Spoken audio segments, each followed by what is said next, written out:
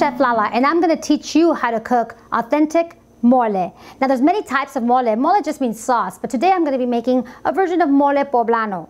I started off with 8 chili anchos, which are these right here. They're kind of wrinkly, and I'm toasting them also, and 8 chili pasillas and 1 dry chipotle. Now a chipotle is just a dry jalapeno, so I'm toasting them. You have to be careful not to burn them, but this does intensify the flavor. So you want to toast them lightly, and after you're done toasting them, what you want to do is soak them in very hot water.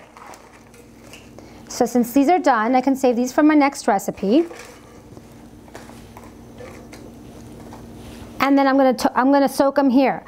I have other ingredients also that I've been roasting, like 2 brown onions, some tomatillos. Tomatillos look like this before they got roasted. They had a little peeling to them, or a little shell here that we want to remove. Just remove that, toasted them. 1 plantain, 2 tomatoes, 14 garlics, 1 tostada, and a cinnamon stick. There's a slew of other ingredients that I'm going to use also. I'm going to be using some peanuts. That's a ½ cup of peanuts, and I'm going to put it straight on my grill, or my griddle here. And I'm also going to be using some raisins, ½ cup of raisins, ½ cup of sesame seeds, and some almonds, ½ cup of almonds, and some prunes here, some pitted prunes, ½ cup of pitted prunes. I'm going to add a little bit of canola oil here just so that it can cook. Just want to get that nice toasty little flavor. We want 5 black peppercorns. We have the cinnamon stick going, and let that go. Okay, so meantime, I'm also cooking some Mexican chocolate. These are the Mexican chocolate tablets. They smell like cinnamon and chocolate. You can buy them at the supermarket, Mexican supermarket. In order for them to dissolve, you have to boil them in hot water. So I have 4 tablets going here in hot water. I also started some chicken soup, just basic chicken soup. Thighs and legs is what my mom prefers, so that's what I'm using today. Boiled it with a little bit of celery, carrots, and onion, and let it go for a good 30-45 minutes. Leave the bone on because that's where all the flavor is also with this chicken soup. Okay, so what I'm going to do now is I'm going to take my blender. When I've soaked the chilies, I've rehydrated them. So I want to peel off the back end and get rid of all the seeds and place this in the blender.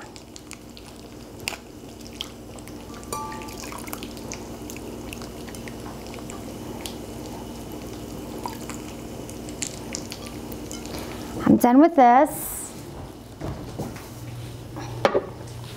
But in order to blend this, I'm going to need a liquid. So I'm going to go over to my chicken stock.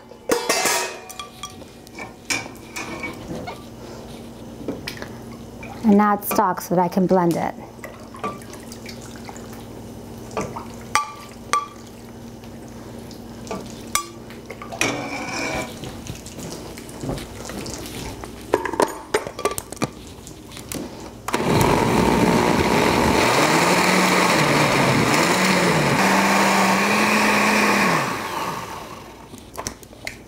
A little bit more.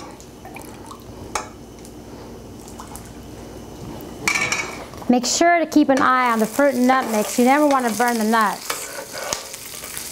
They'll definitely change the flavor.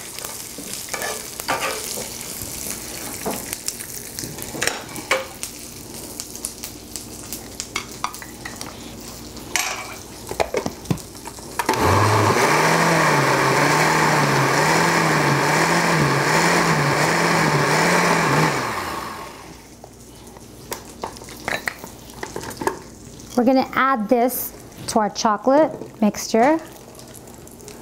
Next, we want to add all the nuts and the fruit.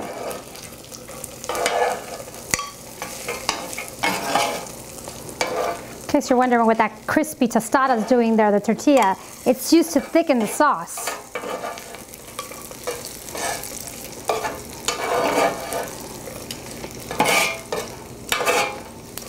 You can also add the tomatoes now and the tomatillos. Just incorporate everything slowly and start blending. There's really no order. Just want to make sure that you get a nice, smooth sauce.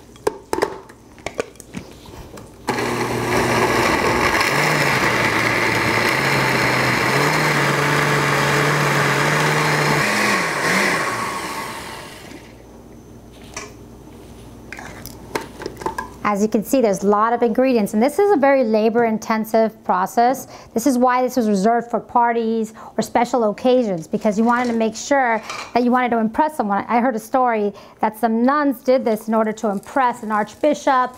Also, there was said that sometimes they did this to impress kings from Spain. There's a lot of different stories that go on about where mole originated. Add the rest of these ingredients here. I'm going to take my plantain, put this on the cutting board, add a little bit of stock.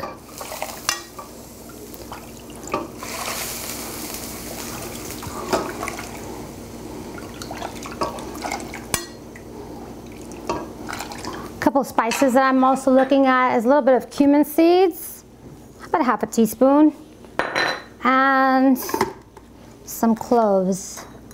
I'd say about 4 cloves here. A little bit of sugar. The sugar is going to vary how much you add. I add about 2 tablespoons of it.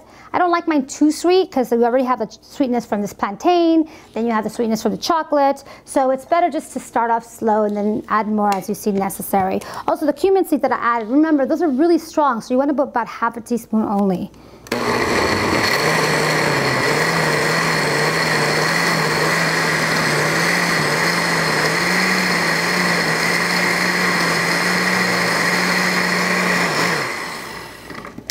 This one's a little bit more watery, so I can actually add my final ingredient here, which is a little French roll.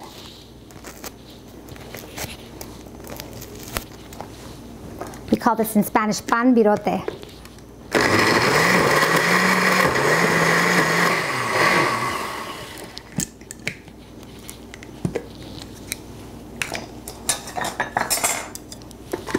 Oh my God, this smells so good.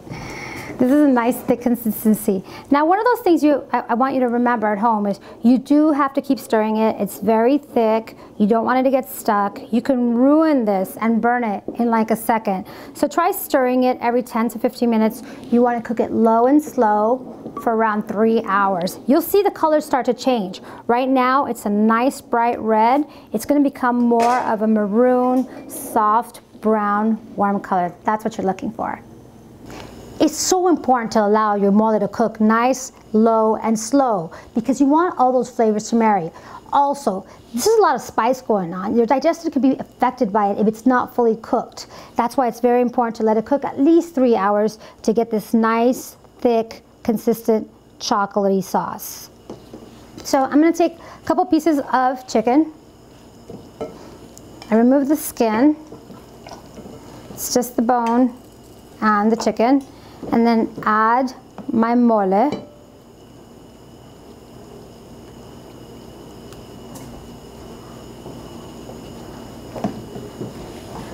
Good chef always cleans the rim of the plate. Garnish it with some sesame seeds. And we're done. There's literally hundreds and hundreds of versions of moles in Mexico. I'm Chef LaLa, and this is my version of how to cook authentic mole.